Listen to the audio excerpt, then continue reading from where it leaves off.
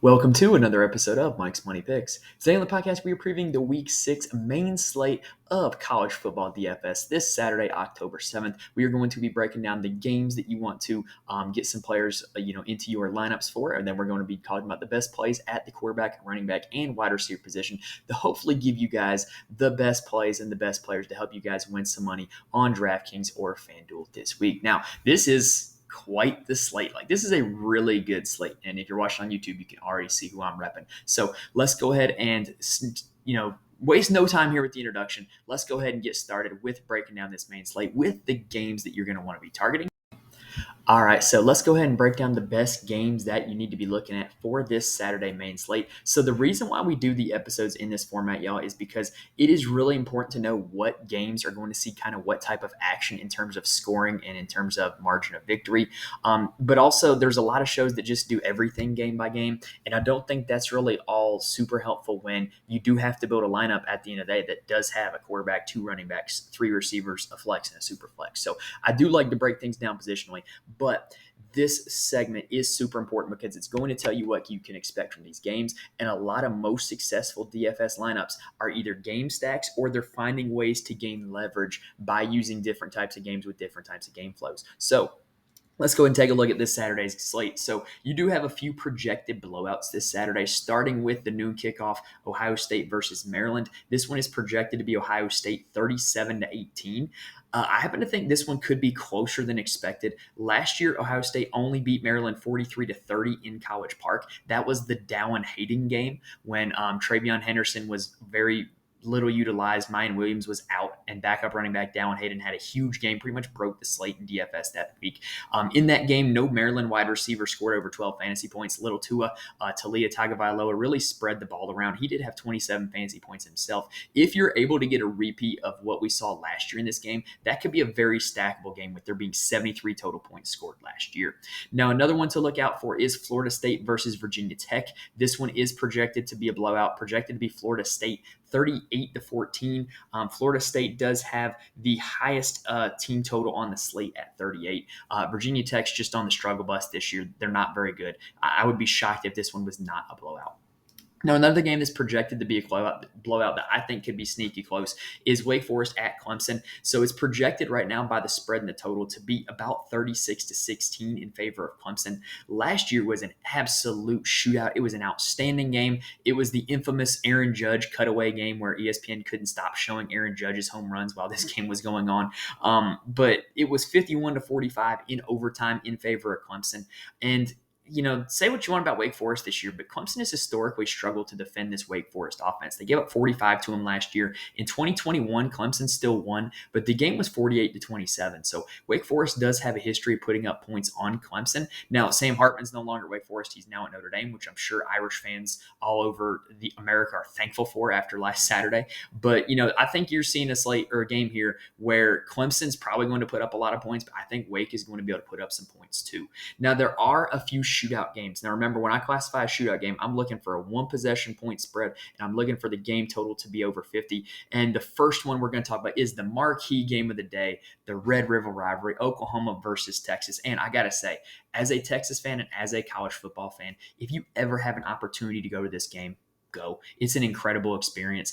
First off, the game is taking place at the Texas State Fair in Dallas, and it's just a great atmosphere for a football game. First off, the fair itself is top tier. You got elite level food, elite level midway with all kinds of contests and rides, and it's just a blast to go there. But the game itself, the rivalry is so unique because you got half the stadium painted orange and half the stadium painted red with the gear that everybody wears, and it's just a super respectful, fun rivalry. Like, everybody there at that game, there wasn't any fights the one time that I went. There wasn't any like egregious trash talking or anything vulgar. It was two fan bases that had mutual respect for each other. There was some playful banter before and after the games, but everything was done with a smile on its face, and it's two programs that understand the importance of that game and understand how important they are to each other. And it's just a top tier rivalry, and it's just an incredible experience. But anyway, the game this year is projected to be a pretty good one. It's projected to be Texas about 34-27 with a total slightly north of 60. I happen to think that Texas is really going to be able to put up some points in this one. Oklahoma gave up some big plays last week to Iowa State's offense that was missing half their normal starters because they love to gamble. And so I think that Texas, with everybody in tow, is going to be able to put up some big plays, and they're going to be able to put up some points. And I'm a little biased, but I really think Texas is going to be able to win this game. And I think that they're probably going to be able to make it a 1-2 score game, in my opinion. Now, Washington State versus UCLA is another projected shootout.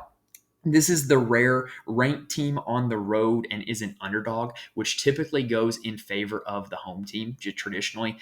So this game is projected to be UCLA 32-28. Both these teams can put up some points. UCLA, not exactly the easiest team to target in DFS right now, but Washington State with their quarterback Cam Ward is definitely in a good position to put up some points. Then you've also got Syracuse versus UNC, projected to be about 34-26 UNC. You've also got UCF Kansas, which is projected to be about 33-31 in favor of Kansas. If we get news on either of the normal starting quarterbacks in that game, that the point spread and the total could definitely change. And then the most stackable game on the slate, the one that you're going to see the most action in on DFS, is going to be LSU at Missouri. That one is currently projected to be LSU 35-29. LSU right now, they're putting up a lot of points with quarterback Jaden Daniels, and they can't really stop a nosebleed defensively. And Missouri's coming into town with hot quarterback Brady Cook and receiver Luther Burden. There's going to be plenty of points scored in that one. I think that is the easiest game to stack for DFS purposes because you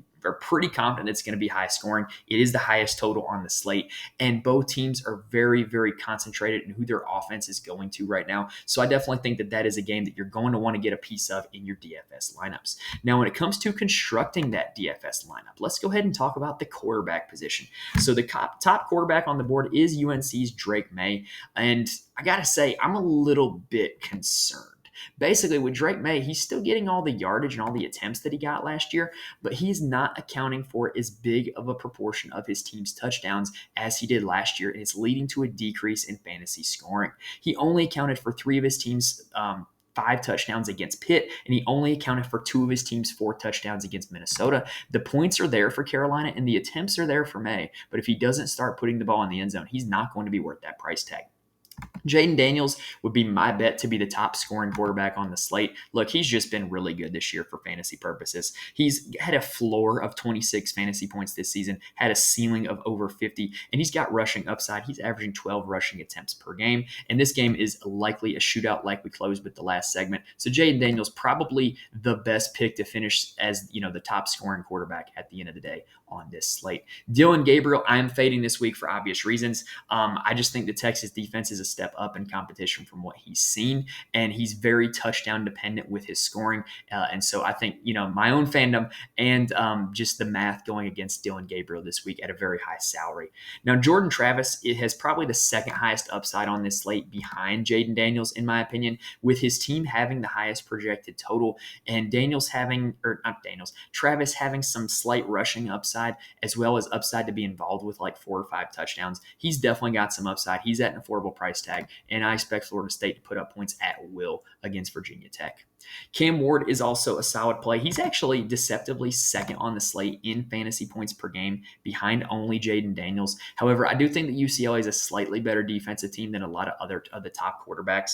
And so if he is able to have the same efficiency that he's had against this UCLA defense, obviously he's going to put up points, but the matchup would be the only cause of concern for me. I'm still playing Cam Ward this week, but I'm definitely a little more concerned about that matchup than I am some other quarterbacks. Quinn Ewers, my University of Texas Longhorns quarterback, has a higher salary than I would personally like to see. This is a team that still loves to run the football. They're never going to have Quinn throw it 45 to 50 times a game. That's just not what their offense does. But he is super efficient. He's probably going to be involved in multiple touchdowns. And he's actually shown some rushing upside, believe it or not, in the last few games. 4 rushing touchdowns in his last 3 games for Quinn Ewers.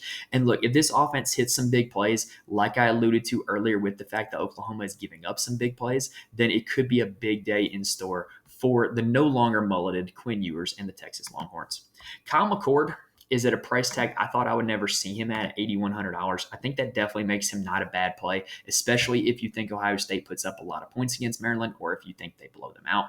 Definitely a solid play. I think his salary is a little bit deflated because of the game against Notre Dame, but I'm willing to forgive him for that. That Irish defense is really tough. They didn't really surrender much through the air at all. And so I definitely think Kyle McCord is back in play this week at an affordable salary. As I mentioned in the game section, monitor the status of John Reese Plumlee and Jalen Daniels in this Kansas UCF game. If either of them play, they're both in my player pool. The backups, which are Timmy McClain for UCF and Jason Bean for Kansas, are both in my player pool as well. I think in this game, you've got two offenses that are better than the defenses they're going up against. And so you're going to see a good amount of points scored by both these teams, especially if they have their starting quarterbacks in tow. And both those quarterbacks have rushing upside as well, which is what we really like to see in DFS. Now, the most popular quarterback on the slate, the highest owned quarterback on the slate, in my opinion, projecting ahead to Saturday, is going to be Brady Cook of Missouri. So not only has he been pretty doggone good this season, having 26 fantasy points or more in his last 3 games, but he has got a great matchup against an LSU team that just gave up 50 points to Mississippi, that gave up 45 to Florida State earlier in the year, and this game has the highest total on the slate. So Brady Cook is going to be a guy that a lot of people click into their lineups. To me, that makes the guys right below him natural pivot points. So like guys like Garrett Schrader going up against UNC, and who also has been really good this year and has a lot of rushing upside. He would be a natural pivot off of Brady Cook. Mitch Griffiths of Wake Forest would be a natural pivot off of Brady Cook at $6,800. He hasn't really had a huge game yet this year, but he is a part of this Wake offense that has had success historically against Clemson, and he has shown a lot of rushing attempts, averaging 16 in his last 2 games. So I think those guys would be solid pivot plays off of Brady Cook if you were looking to decrease your ownership and play something a little bit more outside the box. But at the same time, if you want to go game stack or if you want to go onslaught for this LSU Missouri game, I don't think Brady Cook's a bad play either. I still think there are ways you could play Jaden Daniels and Brady Cook together and get different with the rest of your lineup to make a unique build. Now, in terms of cheap quarterbacks, Graham Mertz for Florida, I don't think is a bad play. I don't think this Vanderbilt defense is very good. I think Mertz definitely has a capped upside. He gives you nothing running the football. He's unlikely to be involved in more than 3 touchdowns, but at the price, I definitely think he's worth considering at that price point. And then Kyron Drones of Virginia Tech, if Grant Wells is out, is another guy I would consider. If you think Virginia Tech keeps this game close, it would probably be because of Drones. He's averaging over 17 rushing attempts per game in his last 3 games. And Florida State, this defense had trouble against Thomas Castellanos and a Russian quarterback against Boston College. So I definitely think the Drones could take advantage of that same weak point, and he's at a very cheap price on DraftKings. If you think that Virginia Tech keeps this game close, Kyron Drones is a very solid play. All right, that does it for the quarterback position. So let's go ahead and take a quick breather, and then let's talk about some running. All right, if you were sitting there thinking, well, all those quarterback plays are great, but who are you actually playing in your lineups? Well, there are definitely places where you can find me and we can, discuss things like that. So first off, don't be afraid to hit me up on X, now at Mike's Money Picks. I tweet out the rundown for every college football DFS slate. If there's injury updates that, change my opinion on a player, I'm usually able to tweet them out if, I'm not doing something else at the time. I'm a busy guy right now coaching football and just having a baby at home. So it's been definitely a different experience this football season, but I do try to get out that stuff on Twitter pretty reliably. I'm also in the Fantasy Corner Discord. We've got a lot of smart people who play a lot of DFS. Link is in the description below. It is totally free of charge, and we have a lot of good discussion in there. We had a lot of winners in college football last week, and we're hoping to keep that up again this week. And also, I do write full articles for every main college football slate, but I do not write for free. So head on over to the Patreon, patreon.com/Mike's Money Picks. You will get the full article for every college football, NFL, and PGA slate where I talk about my favorite plays, I talk about ownership, and I talk about strategy in those articles every week. And the plays from the Patreon last week, especially on FanDuel, were really, really good. I can't guarantee that result every time, but I can guarantee a good informative article that gives you good insight into ownership and strategy, as well as who my core ends up being for each slate. All right, so let's go ahead and talk about the running back position. So Braylon Allen is at the top of the board, and I'm not going to lie to y'all, it's kind of hard for me to get excited about Braylon Allen. The game he's in is one of the lowest lowest totals on the slate, and he's a part of a full-blown committee with Ches Malusi right now. Braylon Allen's only averaging 13 carries per game so far this early season, and that's just not what you want from a guy that you're paying $8,400 on DraftKings for. And he was getting a lot of work in the receiving game at the start of the season with 13 catches in his first 2 games, but that number has dwindled to 3 in his last 2 games. And so I seriously question the floor and the upside of Braylon Allen, which a guy at his price tag is not a guy that I want to have questions about. So Braylon Allen is probably going to be mostly a fade for me this week. I might get a little bit of exposure to him just because he is that good, and I don't think a lot of people are going to be on him this week. But I just don't think he's that great of a play, in my opinion. Now, the Ohio State running back situation, we mentioned last year was the Dallin Hayden game. Well, it was the Dallin Hayden game because Travion Henderson saw a reduced workload and Mine Williams was out. Well, guess what? They're all 3 healthy right now. And so I have no idea what to do with this Ohio State situation. It is a full-blown committee. Travion Henderson was by far the most effective one against Notre Dame, managing to get over 100 yards against the tough Irish defense. But I just don't really want any part of messing with a running back committee if I don't have to, especially one who's priced over $7,400. I put Travion Henderson in the Braylon Allen category of I'm probably going to play him in one lineup just because he does have upside because he is really good at football, but just not a guy that I'm going to a lot this week. Now, Cody Schrader is an interesting pivot in a game that is going to feature a lot of exposure to the quarterbacks and the wide receivers. So you could really gain a leg up on the field if you play Cody Schrader and don't play anybody in the Missouri passing game. And then, come Saturday, Cody Schrader punches in like 3 one-yard touchdowns. Like that would be a way you could really gain some ground on the field and be different in your lineup as well. And I'm kind of buying him as a solid play. He's averaging about 16 carries a game, if not a little bit more than that. And so I think he's a pretty good spot where, Nathaniel Pete is there as well, but Schrader is definitely the 1A in that committee. And he's a good bet to score a touchdown. And I kind of think he's a solid play if you want to gain some leverage on this Missouri passing game. Now, the next guy that I'm going to talk about is Jonathan Brooks. And look, he is the lead dog in the Texas backfield right now. He had 20 carries against Kansas, got to over 200 yards. If you watched last week, you know how high I was on him last week.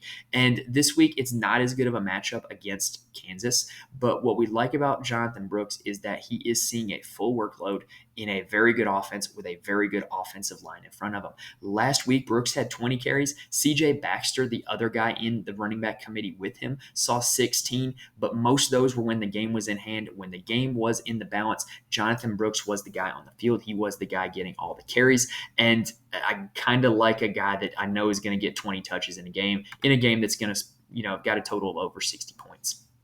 Now, after Jonathan Brooks, I do like Will Shipley at Clemson. So Will Shipley just kind of keeps churning out solid performance after solid performance. And I kind of think this Wake run defense is where you can have them. They're a little bit undersized. They're a little bit more of a, spread stopping defense, not built to really stop a power run game. So I kind of think this is a really good matchup for Will Shipley. He's involved in the passing game as well. He's probably going to give you about 18 to 20 touches total. If he scores a touchdown, he's going to get probably at least 18 to 20 fantasy points. And I'm willing to buy into that at his salary of $6,400 on DraftKings.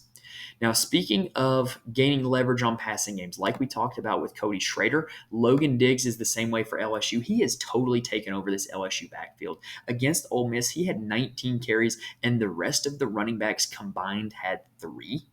So Logan Diggs is like the alpha in this backfield. He also sees use in the passing game. And I'm telling you, if Jaden Daniels were to not have a massive game, it would be because Logan Diggs probably has 2 or 3 touchdowns. And so he is a really good way to gain leverage on people who would be playing Jaden Daniels and the LSU wide receivers. RJ Harvey is a guy that I like a lot this week also. No matter who starts at quarterback for UCF, we just saw Jonathan Brooks run for 200 yards against Kansas. Why did I say Canvas? Against Kansas.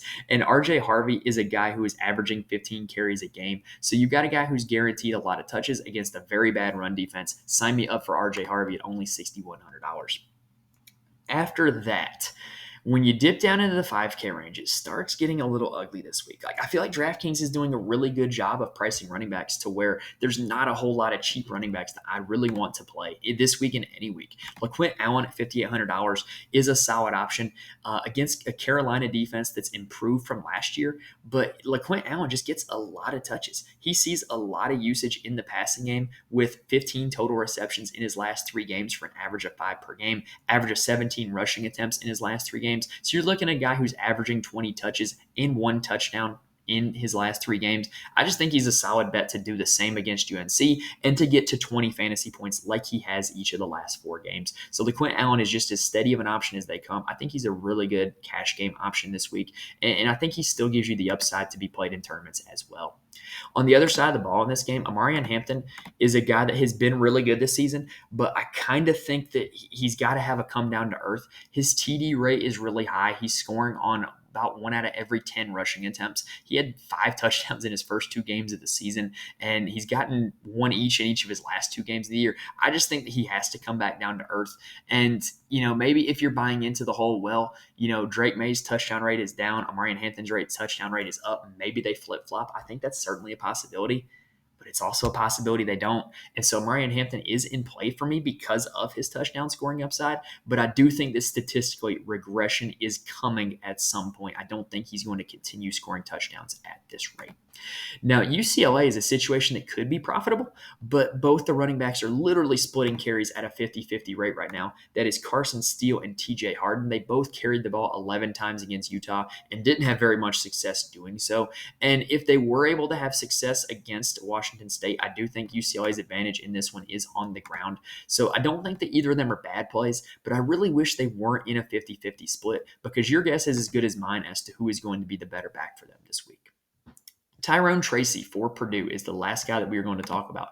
He appears to have taken over this Purdue backfield from Devin Mockabee, who is having fumble issues, and that's a great way to get into your coach's doghouse is to fumble the football, and Tyrone Tracy is taking advantage of that. He had 21 carries against Illinois, ended up with 21.6 fantasy points. However, I don't necessarily think I'm eager to play anybody going up against Iowa or anybody on Iowa for that matter, because Iowa pretty much their games always end up being about 10-7 just because they have no offense and they play really good defense. They have a lot of playmakers on defense, and their offense just kind of makes things a slog because they play at a very slow tempo because they know they're not very good. And so I kind of don't want to play a running back going up against Iowa, but I think a lot of people are also going to feel that way as well. So I think Tyrone Tracy might be a little under-owned, and if he happens to get in the end zone twice, you're going to probably be looking at a very good value play at the end of the day at only $5,300. All right, that does it for the running back position. So let's go ahead and switch gears and talk about some wide receivers. All right, so before we dive into the wide receiver position, if you like what you're seeing on YouTube, hit that like button and hit that subscribe button as well. If you hit the like button, it helps the videos get noticed. I really do appreciate it. It helps me out a ton. And if you subscribe, you'll be notified when all of our weekly college football, NFL, and golf content drops. So that way you can come back next week and also help spread the word. Like let your friends know if you got anybody you know that plays college football DFS or might be interested in playing college football DFS. Let them know about the channel. Let them know that we're here to help give you guys some information that is going to help you guys win money by playing on DraftKings and FanDuel all season long. All right, so let's go ahead and dive into the wide receiver position. Look, the Ohio State guys are at the top of the board, and it comes as no surprise. They're really good. Like Marvin Harrison Jr. is probably the best receiver in college football, and Emeka Egbuka is probably like the 5th best receiver in college football, and their teammates. And so I think Marvin Harrison Jr. is objectively the better play. He had kind of a dud game against Notre Dame, but he was really banged up in that game. He was also going up against Morrison from Notre Dame, who is a top-tier corner in college football. Well, Maryland doesn't have one of those. So I think Marvin Harrison Jr. could be in line for a big game. However, he's pretty darn expensive. If you don't want to pay up for Marvin Harrison, but you still want to get a piece of this Ohio State passing game, I have no problem playing Emeka Egbuka just because he kind of does have the same weekly upside as Marvin Harrison Jr. He doesn't hit it as often, but he is a guy who's going to get probably double-digit targets, probably a chance to score a touchdown as well. And I think he's another solid play. Obviously, I think Harrison's the better player, but Egbuka could still be a guy that gives you your money's worth in DFS. Now, another guy that I really like in this Ohio State passing game is tight end Cade Stover. He's kind of a quiet contributor to this Buckeyes offense. He had 5 catches in week 1 in week 3, and then he had 7 catches against Notre Dame on 11 targets. Look, if you got a guy who's going to get 11 targets at only $4,600 on DraftKings, that is a steal. That is a bargain. And it's also a way to get exposure to a really top tier passing attack that a lot of people are probably not going to go with, because if they're playing Ohio State guys, they're probably playing Igbuko or Harrison. Now, in this same game, sticking in the Maryland-Ohio State game, on the Maryland side of things, look, Maryland spreads the ball around a lot. I've probably gone back and forth all 3 or 4 times this season on who I think the best receiver plays for Maryland are. And so just know going in that it could end up being any one of these guys, because they do spread the ball around that much. It's almost like when a guy gets 6 catches, they just yank him out the game. All right, you got your quota for the day. You're going to head to the bench the rest of the game. But anyway, Ja'Shawn Jones has kind of solidified himself as the alpha with 11 catches in their last 2 games. He's also almost gotten to 100 yards in each of the last 2 games. However, against Indiana, Ty Felton operated as the wide receiver, won 7 catches for 134 yards and 3 touchdowns against Indiana. Look, he's not going to do that again against Ohio State, but clearly that is a sign that he has a high ceiling. And lastly, you got Caden Prather, the West Virginia transfer, who just based off the eye test might be the most talented guy in the group. All 3 of these guys from Maryland, in my opinion, are playable, especially if you are stacking the Ohio State offense. You can play one of the Maryland guys as a bringback. I probably wouldn't play anybody outside of those 3, because those are the only 3 that have shown any kind of weekly upside. But just know that this Maryland passing attack is super unpredictable, and you never know who the number 1 is going to be on any given day. Now, in terms of price tag, the next guy I am interested in is Luther Burden III of Missouri. And look, he's going to be the highest owned receiver on the slate. I'm not even going to sugarcoat it. You got a guy who, in my opinion, he's an elite cash game play, because listen to what he's done in every game so far this season. 7 catches in every game.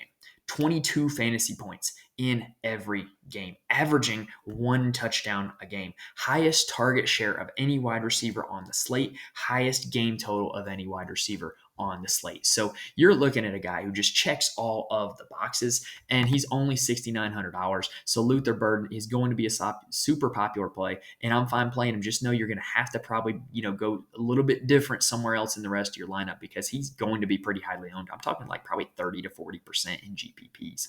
Now, sticking in this Missouri passing offense, though, if you want to try to gain leverage on everybody playing Burden, Theo Weiss is not a bad place to go. He's an Oklahoma transfer who's really talented, who's really came on strong in the last 3 games. He's got 19 catches in their last 3 games, which were all against good competition for what it's worth, and including a 29.8 fantasy point performance against Vanderbilt in week 5. And in that game, he had 13 targets. So Theo Weiss is definitely the guy who is, the second option in this passing attack. And if Weiss has a big game and Burden doesn't, you can gain a lot of leverage on the field if you play him.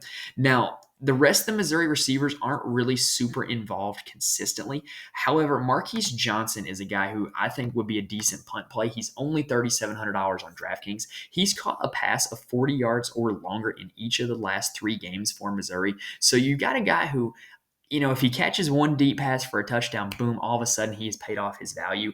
And at a cheap price tag in a game that's going to feature a lot of touchdowns, that might be worth a shot at only $3,700. Now, in the LSU game, just when we think we have it figured out, Malik Neighbors and Brian Thomas Jr. continue to kind of alternate who has big games.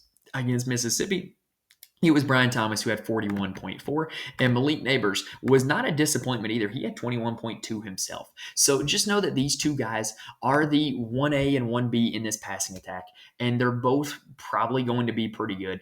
If you are trying to play LSU guys in your lineup and you are picking one of them, I don't know which one to tell you to pick. I just know they're both really good, and they're both going to be in play, and they both have a chance to have a big game. So if you play multiple lineups, play some Neighbors, play some Thomas. And I'm actually a fan of playing them both together, because if you look at what they've done in a lot of games, both of them have gotten home.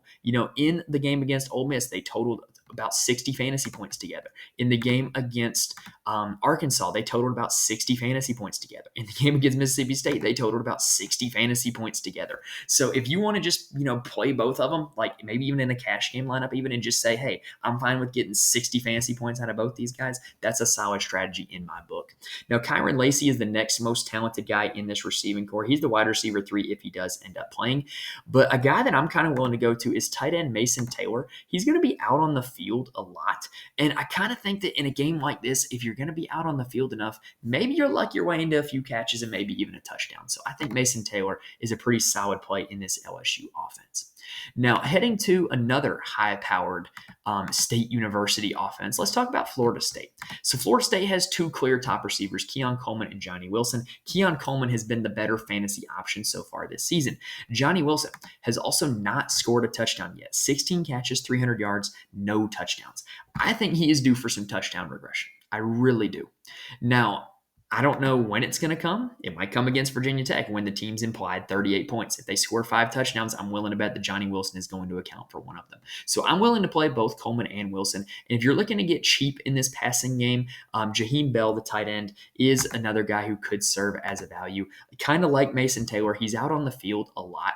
And if you're going to be out on the field a lot as a tight end in an offense like this, you might find your way into scoring a touchdown or two.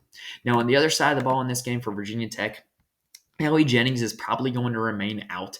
And, Kyron Drones is a dual threat quarterback who isn't super accurate, if I'm being honest. But in the last 2 games, both Jalen Lane and Daquan Felton have been pretty good. And if you're willing to give the Virginia Tech passing game a shot, it would be through one of those 2 guys, Lane or Felton only. I'm not touching anybody else in that lineup. Now, Wake Forest is a very concentrated receiving core. They pretty much only throw to Jamal Banks, Taylor Morin, and Keyshawn Williams. And Keyshawn Williams is kind of being phased out just a little bit, like he's not used as much as the other 2 guys are. So if you think that this game shoots out, I think it's actually a pretty easy stack with Wake Forest to just put in Banks or Morin, or maybe even both of them. And if you think Wake Forest has a lot of success, it's probably going to be through those 2 guys. Jamal Banks is a super athletic, super talented out wide receiver who can go up and win jump balls and win deep balls. Taylor Morin is the slot who's a really good route runner, really good possession receiver. And so both of them kind of complement each other well. And I'm kind of willing to bet that if Wake Forest scores a lot of points, it's going to be because of one of those 2 guys doing a lot of damage. Now for Clemson, Antonio Williams has missed the last 2 games. In those 2 games, Tyler Brown, the true freshman, has been really good. Now, if you were following on DraftKings last week, Tyler Brown had a 0 next to his name for a long time. I guess DraftKings forgot who he was, or maybe there was like multiple Tyler Browns in the system and they were giving the fantasy points to a Tyler Brown on like Western Michigan or something. But either way, they eventually got it right and they gave him all of his 28.4 fantasy points that he saw against Syracuse. Look, if Antonio Williams is out, Tyler Brown is the number 1 receiver in this Clemson offense. If Antonio Williams comes back, I don't know how that's going to affect Tyler Brown, but he wasn't doing much when Antonio Williams was healthy. So if Williams is out, Tyler Brown, I would consider a very, very valuable piece to have in your lineup. And I think Bo Collins is also a solid play. He had 2 receptions for 63 yards and a touchdown against Syracuse without Antonio Williams. And he actually was second on the team in targets against FSU. So I don't think he's a bad play either if Antonio Williams continues to be out. All right, now let's go ahead and talk about the Red River rivalry because they've got a lot of receivers playing in this game. Xavier Worthy is the OU killer. He has scored over 20 fantasy points in both games he has played in his career against Oklahoma, and I expect him to do the same again. We mentioned at the top, Oklahoma has given up some big plays to offenses like Iowa State that don't have guys like Xavier Worthy in them. And so if Xavier Worthy does happen to catch a deep ball or 2, that's going to instantly pay off his value. Jatavion Sanders is really the only other guy in this passing game I'm interested in, and he's listed as day-to-day with an ankle injury, and I think he's a pretty good value if he plays.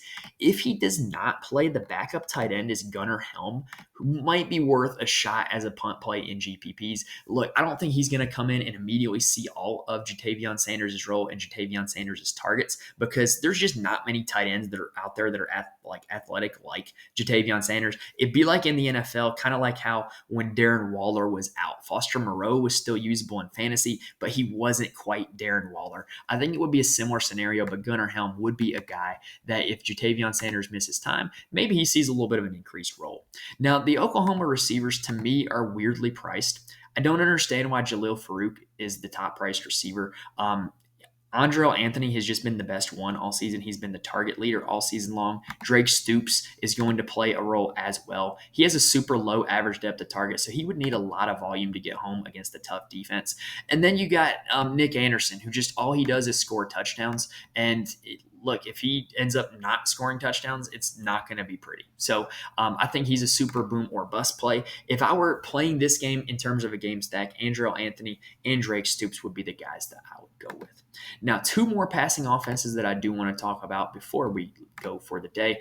UNC, look, Drake May spreads the ball around a lot. They don't really have a true number one receiver like they've had in years past with guys like Josh Downs. But what they tend to have, though, is one guy emerges as the wide receiver one on a given week, like Georgia Tech transfer Nate McCollum, who had 20 targets and 15 catches against Minnesota, good for 40 fantasy points. He scored 11 the rest of the season. And then you've also got J.J. Jones, who had 6 catches for 117 yards against Pitt, good for 20.7 fantasy points, which is 8 points above his average of 12.2. So, that one game is lifting his average up quite a bit.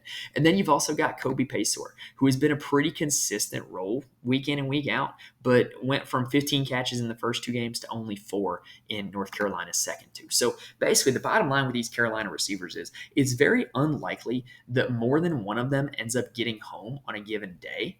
But if you're playing Drake May, play one of the wide receivers and hope that one of them has a big game for you. Maybe it's McCollum, maybe it's Jones, maybe it's Paysour. Those 3 are the 3 that are on the field the most and consistently get targeted the most. But if you're playing multiple lineups with Drake May, sprinkle all 3 of them in there, and maybe you catch lightning in a bottle and one of them gives you a big performance, like Nate McCollum against Minnesota or like J.J. Jones last time out against Pitt. Now, the last passing offense I do want to talk about is Washington State, because I do think there is some specific value to be had in this offense. Lawrence Victor, who was their wide receiver, Lincoln Victor, who is their wide receiver 1, is going to miss this game and likely a lot of time.